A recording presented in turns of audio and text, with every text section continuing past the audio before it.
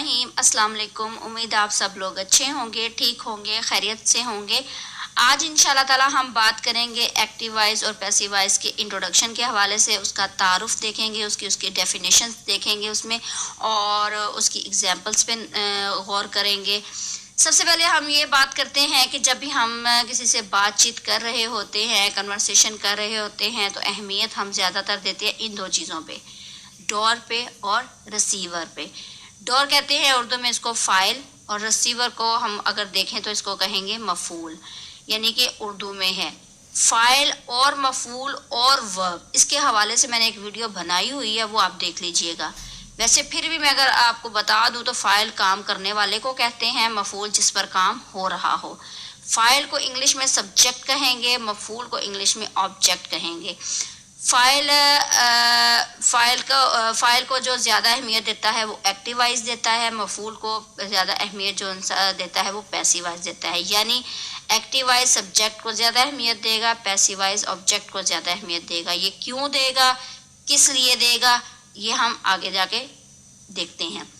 Active voice और passive voice में दोनों में एक चीज़ कॉमन आ रही है, वो है वॉइस। अब ये वॉइस है क्या, इसको क्यों वॉइस कहते हैं, ये किस शक्ल में इसको इस लफ्ज़ का इंतखाब किया गया है, वो देखते हैं। बातचीत करते वक्त कहने वाले को अपने मतलब के मुताबिक वॉइस का इंतखाब करना पड़ता है। वॉइस का इंतखाब कैसे करना पड़ता है कि मसलन अगर मैंने आपको दो चीज़ें बताई, एक सब्जेक्ट और एक ऑब्जेक्ट, एक डोर और एक रिसीवर, उसमें हमने वॉइस चेंज करनी है, उसमें हमने फॉर्मेट चेंज करनी है।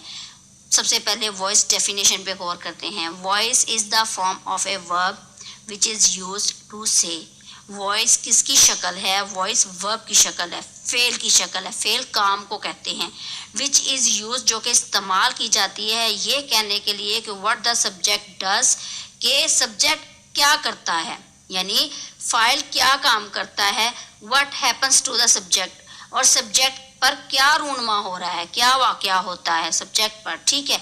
अब काइंड्स ऑफ वॉइस मेरे पास क्या है, मेरे पास काइंड्स ऑफ वॉइस दो हैं, एक्टिव वॉइस और पैसिव वॉइस। ये मेरे पास काइंड्स ऑफ वॉइस हैं। वॉइस क्या है, वॉइस मेरे पास फॉर्म ऑफ वर्ब है। काइंड्स ऑफ वॉइस में मेरे पास एक्टिव वॉइस, पैसिव वॉइस आ गए। जब भी हम बात करते हैं या तो फाइल यानी काम करने वाले को अहमियत देते हैं, या फिर मफूल जिस पर काम हुआ है। ठीक है, दो चीज़ें हैं, एक फाइल है, एक मफूल है। फाइल काम करने वाला, मफूल जिस पर काम हो रहा। अब हमने चेंज ऑफ वॉइस करना क्या है। चेंज ऑफ वॉइस यानी कि वॉइस को कैसे बदलना है। वॉइस बदलने के लिए यानी फाइल की जगह अपने मफूल को बदलने के लिए जुमले में दो चीज़ों का ख्याल रखना है, एक्टिव वॉइस पैसिव वॉइस में। ठीक है, मफूल को फाइल बनाना पड़ता है और फाइल को मफूल बनाना पड़ता है। ऑब्जेक्ट को सब्जेक्ट बनाना पड़ता है, सब्जेक्ट को ऑब्जेक्ट बनाना पड़ता है। दो चीज़ों का ख्याल रखना है। जब भी आपने वॉइस को चेंज करना है, यानी एक्टिव वॉइस से पैसिव वॉइस जब भी आपने चेंज करना है, तो आपने इन दो चीज़ों का ख्याल लाजमी रखना है। यानी सब्जेक्ट को ऑब्जेक्ट, ऑब्जेक्ट को सब्जेक्ट, सब्जेक्ट की जगह ऑब्जेक्ट को दे देनी है, ऑब्जेक्ट की जगह सब्जेक्ट को दे देनी है। अब अगर डेफिनेशन पे गौर किया जाए एक्टिव वॉइस और पैसिव वॉइस की, तब मुझे जाके समझ आएगी कि मैंने एक्टिव वॉइस में सब्जेक्ट को ज़्यादा अहमियत क्यों दी है, पैसिव वॉइस में ऑब्जेक्ट को अहमियत क्यों दी है। अब यहाँ पे देखें, यहाँ पे एक्टिव वॉइस में वर्ब होता है काम, काम का सीधा ताल्लुक होता है सब्जेक्ट के साथ, और उसमें ऑब्जेक्ट भी मौजूद होता है। एक्टिव वॉइस में क्या होता है कि काम का सीधा ताल्लुक सब्जेक्ट से होता है और साथ ऑब्जेक्ट भी मौजूद होता है। लेकिन पैसिव वॉइस में काम यानी वर्ब का सीधा ताल्लुक जोन से, वास्ता जोन से, वो ऑब्जेक्ट के साथ होता है, उसमें सब्जेक्ट नहीं होता। ये याद रखिएगा, एक्टिव वॉइस में सब्जेक्ट को अहमियत ज़्यादा दी जाती है और एक्टिव वॉइस में ऑब्जेक्ट भी मौजूद होता है। ठीक है, लेकिन यहाँ पे पैसिव वॉइस में वर्ब का सीधा ताल्लुक ऑब्जेक्ट होता है, इसमें सिर्फ ऑब्जेक्ट को अहमियत दी जाती है। सेकंड नंबर पे मेरे पास बात आती है ऐसे जुमले जिनमें सब्जेक्ट को ज़्यादा अहमियत दी जाती है, सब्जेक्ट का ताल्लुक वर्ब से होता है। हमें पता होता है कि काम कौन कर रहा है। क्या होता है कि एक्टिव वॉइस में आपने क्या करना है, इसमें सब्जेक्ट को ज़्यादा अहमियत देनी है, सब्जेक्ट का ताल्लुक क्योंकि काम से होता है और हमें ये मालूम होता है कि काम कौन कर रहा है। इसकी डेफिनेशन अगर सेकंड पे देखी जाए तो ऐसे जुमले जिनमें ऑब्जेक्ट को अहमियत ज़्यादा दी जाती है, हमें नहीं पता कि काम करने वाला कौन होता है। पहले में इसमें इसमें सब्जेक्ट का ताल्लुक वर्ब से होता है, हमें पता है काम कौन कर रहा है। इसमें काम कौन कर रहा है हमें नहीं मालूम, ठीक है। Second definition. थर्ड डेफिनेशन पे अगर बात करें तो active voice describes a sentence where the subject performs the action stated by the verb. वही बात आ गई, एक्टिव वॉइस बयान करता है एक जुमले को जहाँ पे सब्जेक्ट जो सा परफॉर्म कर रहा होता है, एक एक्शन, एक काम परफॉर्म कर रहा होता है और वर्ब के थ्रू वो परफॉर्म करता है। यहाँ पे क्या होता है, passive voice describes a sentence where the subject is acted upon by the verb. यानी यहाँ पे एक सेंटेंस के बयान किया जाता है जहाँ पे सब्जेक्ट जो सा है वो एक्टेड किया, किसके थ्रू किया जाता है, काम के थ्रू किया जाता है। यानी यहाँ पे सब्जेक्ट को इतनी अहमियत नहीं दी जाती, उस पर काम हो रहा होता है, उसमें ये नहीं पता चलता कि यहाँ पे काम करने वाला कौन है, ठीक है। फोर्थ डेफिनेशन अगर हम देखें एक्टिव वॉइस की, अगर किसी जुमले में हमें यह मालूम हो कि काम करने वाला कौन है और वो किसने किया है या कौन करता है या कौन करेगा, तो ऐसे जुमलों को एक्टिव वॉइस कहेंगे। फोर्थ पे इसकी डेफिनेशन हमारे पास आती है पैसिव वॉइस की, कि अगर किसी जुमले में हमें ये मालूम ना हो कि काम करने वाला कौन है और वो किसने किया है या कौन करता है या कौन करेगा, यानी इसमें ऑब्जेक्ट जिस पर काम वाकया हो रहा हो को अहमियत दी जाती है। ये है इसकी फोर्थ डेफिनेशन। अब यहाँ पे मेरे पास एग्जांपल्स आती हैं। यहाँ पे एक्टिव वॉइस मेरे पास आता है कि मैं किताब पढ़ता हूँ। अब मुझे पता है कि मैं ये काम कर रहा हूँ, सब्जेक्ट मेरे पास आई है, तो मैं कहूँगी आई रीड अ बुक। आपको दावत दी जाती है, किसने दावत दी है कोई पता नहीं है, यू आर इनवाइटेड। अम्मी ने खाना बनाया, अम्मी खाना बना रही हैं, अम्मी काम कर रही हैं, तो मदर मेड फूड, अम्मी हमारे पास आ जाएंगी सब्जेक्ट। अम्मी को इतला दी गई, मुझे नहीं पता अम्मी को किसने इतला दी, मदर वाज इन्फॉर्म्ड, ठीक है। यानी इसमें मेरे पास सब्जेक्ट आ रहा है, ऑब्जेक्ट भी आ रहा है, इसमें मेरे पास सिर्फ और सिर्फ ऑब्जेक्ट पे बात हो रही है, ठीक है। आसिफ कॉलेज जाएगा, Asif will go to college, Asif subject है। जाहिद को सजा दी जाएगी, जाहिद को किसने सजा देनी है कोई नहीं पता, Zahid will be punished.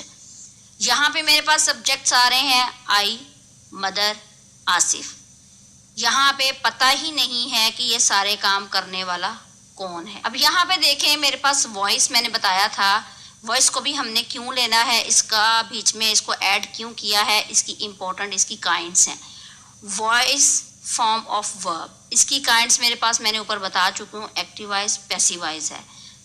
Voice form of verb है, आगे वर्ब किसको कहते हैं, वर्ब फेल को कहते हैं। फेल काम होता है, जुमले में जो काम हो रहा होता है उसको फेल कहते हैं। अब यहाँ पे देखें कि जैसे वॉइस की काइंड्स थी ना, एक्टिव वॉइस, पैसिव वॉइस, इसी तरह वर्ब की भी मैंने काइंड्स को लिया है। वो क्यों लिया है, इस चीज से आपको ये पता चलेगा कि इन दोनों का मतलब क्या है। इंट्रांजिटिव वर्ब इसकी पहली किस्म है, दूसरी किस्म ट्रांजिटिव वर्ब है। इंट्रांजिटिव वर्ब को मैं उर्दू में फेल लाजिम कहूँगी और ट्रांजिटिव वर्ब को मैं उर्दू में फेल मुतअद्दी कहूँगी। ये याद रखिएगा कि इंट्रांजिटिव वर्ब में ऑब्जेक्ट की ज़रूरत नहीं होती, ऑब्जेक्ट के बगैर बात समझ में आ जाती है। लाजमी याद रखिएगा, इंट्रांजिटिव वर्ब में ऑब्जेक्ट की ज़रूरत नहीं होती, ऑब्जेक्ट के बगैर ही इंसान मुकम्मल बात समझ जाता है। ट्रांजिटिव वर्ब्स में ये ऐसा फेल है जो सब्जेक्ट के साथ मिलकर मुकम्मल बात को नहीं समझाता, यानी इसमें सब्जेक्ट के साथ साथ हमें ऑब्जेक्ट की भी ज़रूरत होती है।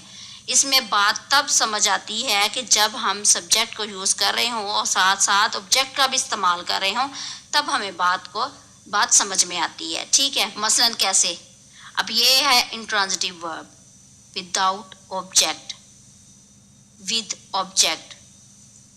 विदाउट ऑब्जेक्ट होगा तो मुझे बात समझ में आ जाएगी, ठीक है।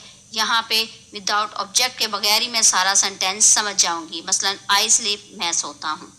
ही लाफ्स, वो हंसता है।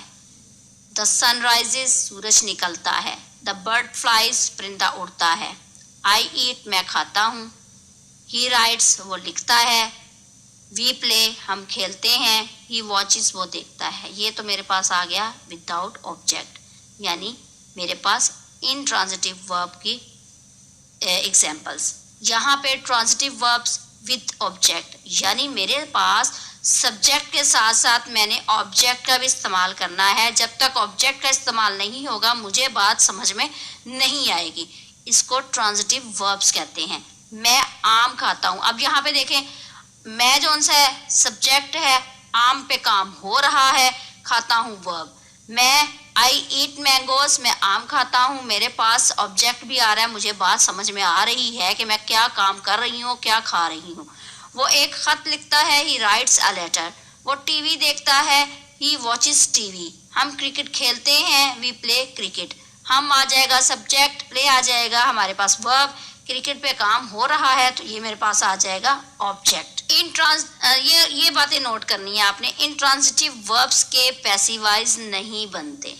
क्यों नहीं बनते? क्योंकि यहाँ पे विदाउट ऑब्जेक्ट की बात हो रही है।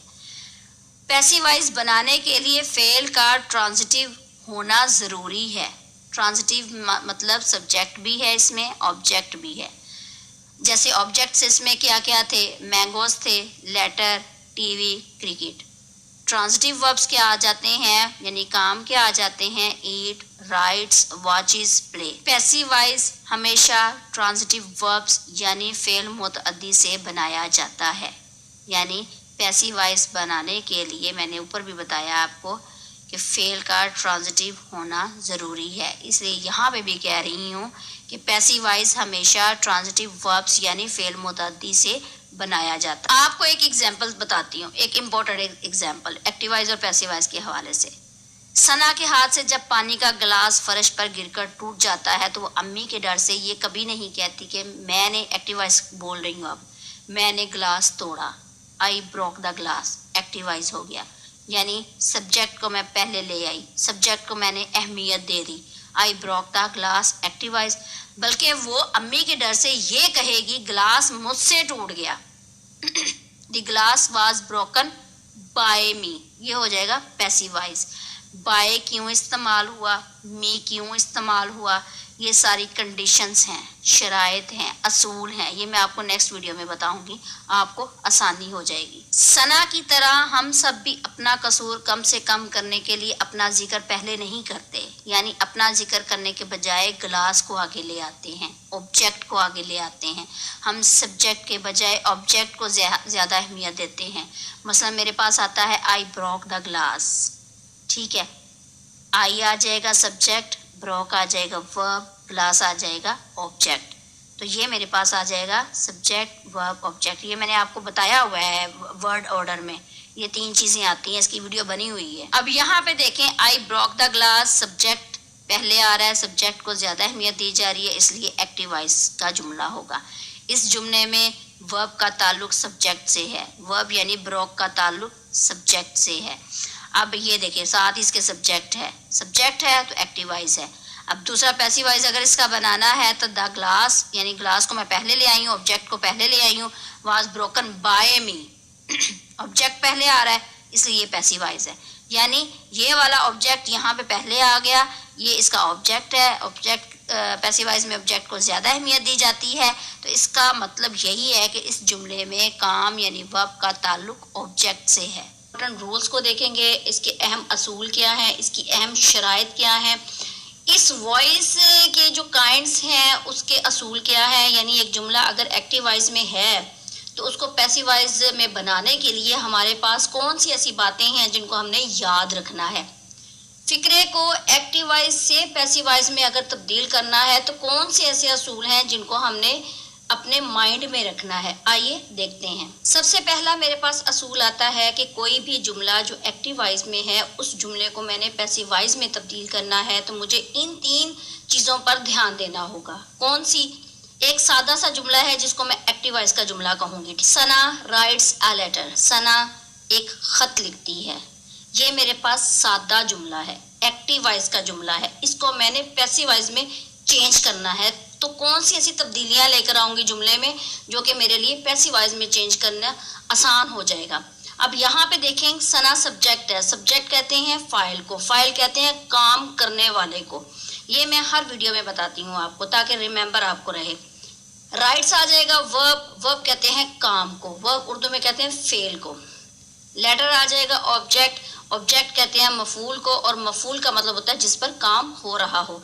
यानी इस सादा से जुमले में मेरे पास सना सब्जेक्ट है, राइट मेरे पास वर्ब है, आ लेटर मेरे पास, या लेटर मेरे पास ऑब्जेक्ट आ जाएगा। अब इसी जुमले को मैंने पैसिव वॉइस में चेंज करना है।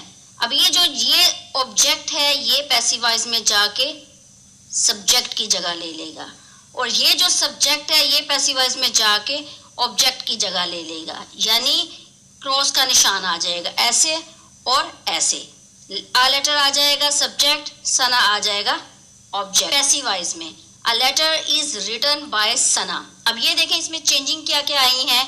इसने जाके सब्जेक्ट की जगह ले ली है, हेल्पिंग वर्ब का इस्तेमाल हो रहा है, वर्ब की थर्ड फॉर्म इस्तेमाल हो रही है, बाय का इस्तेमाल हो रहा है, सना ने ऑब्जेक्ट की जगह ले ली है। तो ये मेरे पास इसका ढांचा एक किस्म का ये आ जाएगा। A letter subject is helping verb written, verb की थर्ड फॉर्म, बाय का यूज और सना ऑब्जेक्ट। ये मेरे पास कंप्लीट इसका पैसिव वॉइस में एक कंप्लीट सही सा जुमला बन गया। सेकंड नंबर पे इसका असूल ये है कि इसी जुमले में से हमने क्या करना है, जैसे मैंने आपको बताया कि क्रॉस का निशान बन गया है हर फिक्रे का सब्जेक्ट पैसिव वॉइस में बनाने के लिए। हर फिक्रे का सब्जेक्ट उसके ऑब्जेक्ट की जगह ले लेगा और ऑब्जेक्ट उसके सब्जेक्ट की जगह ले लेगा, जैसा मैंने आपको ऊपर बता दिया है। नोट क्या करना है आपने, हेल्पिंग वर्ब यानी इज जो इसमें इस्तेमाल हो रहा है, जुमले में जो इज इस्तेमाल हो रहा है वो आपका हेल्पिंग वर्ब कहलाएगा। जमाने यानी टेंस के मुताबिक तब्दील होगा।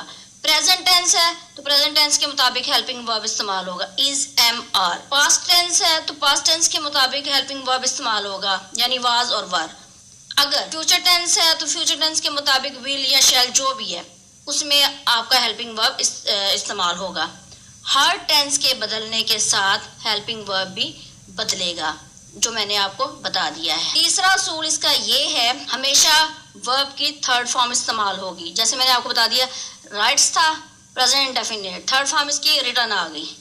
फोर्थ इसकी कंडीशन ये है कि थर्ड फॉर्म के बाद ऑब्जेक्ट से पहले बाय लगाया जाता है, वो मैंने लगा दिया, वो भी मैंने आपको बता दिया। अब फिफ्थ पे इसका है कि एक्टिव वॉइस का फिक्रा जिस टेंस में होगा पैसिव वॉइस का फिक्रा भी उसी टेंस में होगा।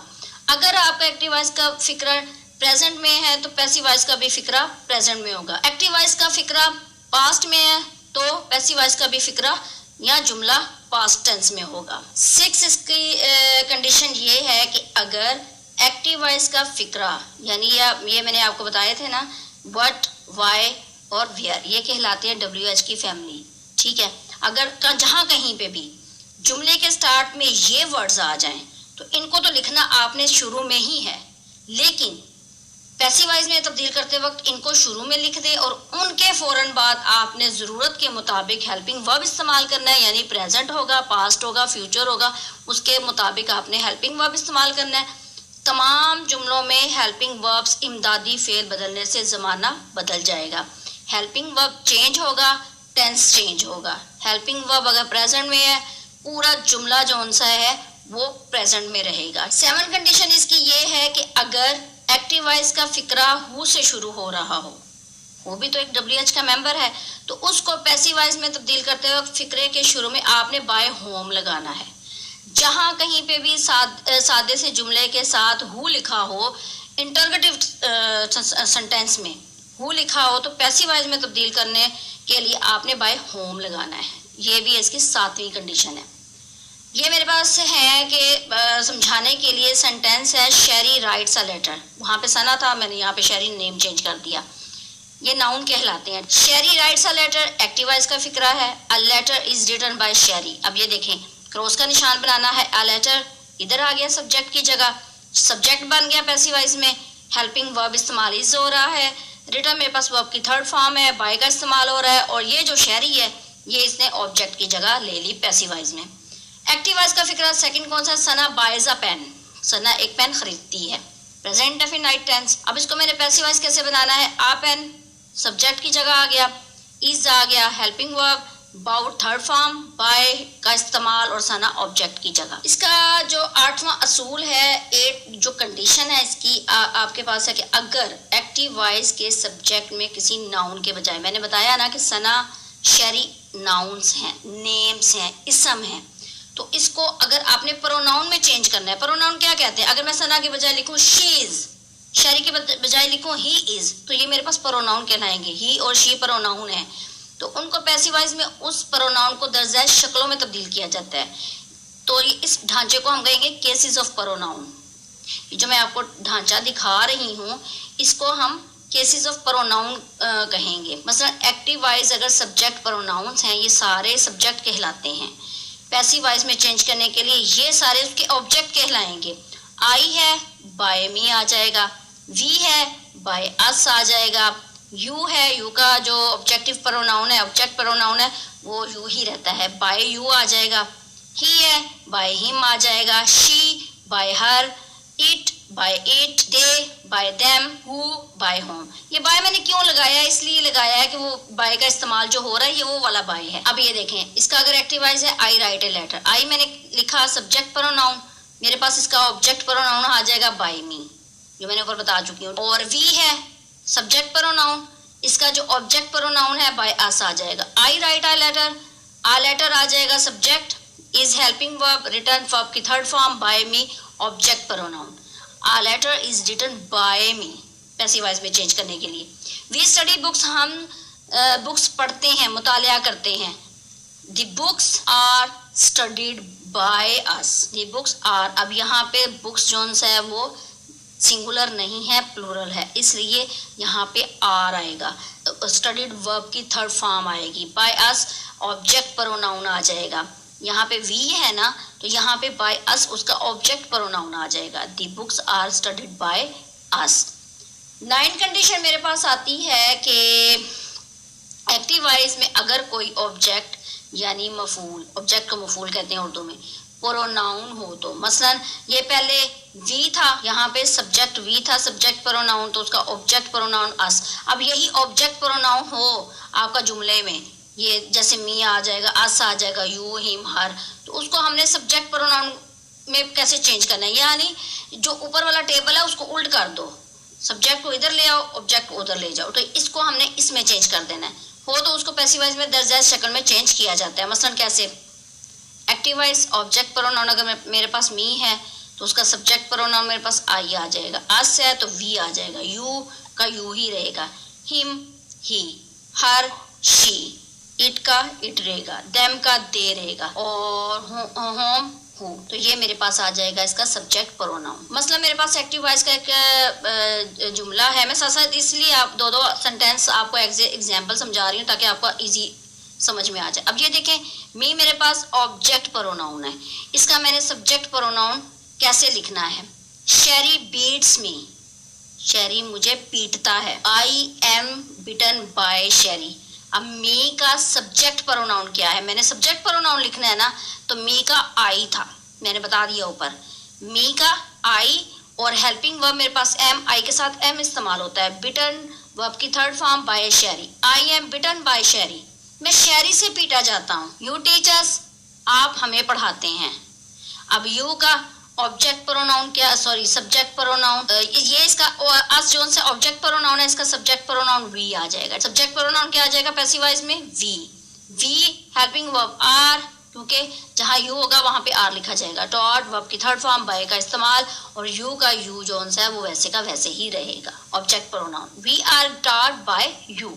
ये इसके दो तरीके थे, यानी मैंने दो टेबल आपके सामने रखे तो वो उसके दो। अब इसी जो इन्हीं टेबल्स का अगर निचोड़ आपके सामने रखूं तो कैसे कौन सी शक्ल उसकी आएगी। ये देखें, केसेस ऑफ प्रोनाउन, ज़मीर की हालतें अलग अलग बताया ना पहले, ऊपर सब्जेक्ट कंडीशन और ऑब्जेक्टिव कंडीशन, ये ऊपर मैंने अलग अलग टेबल की सूरत में बताया। अब मैं आपको बताती हूँ कि पर्सन वाइज कैसे होते हैं।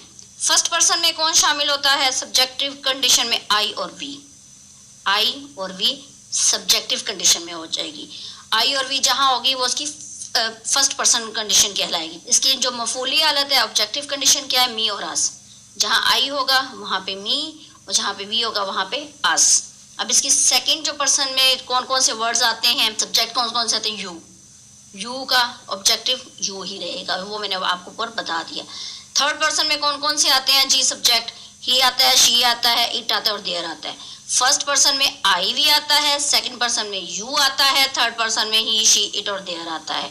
इसकी जो मफूली हालत है वो हिम, हर, इट और देम आते हैं। यानी दो टेबल्स को अगर आप मिला दो तो ये एक टेबल बन जाता है। इससे भी आपको अब बात समझ में आ जाएगी, कोई इतनी मुश्किल नहीं है। अब आपने कौन सा पॉइंट नोट करना है कि एक्टिव वॉइस में 12 टेंस होते हैं।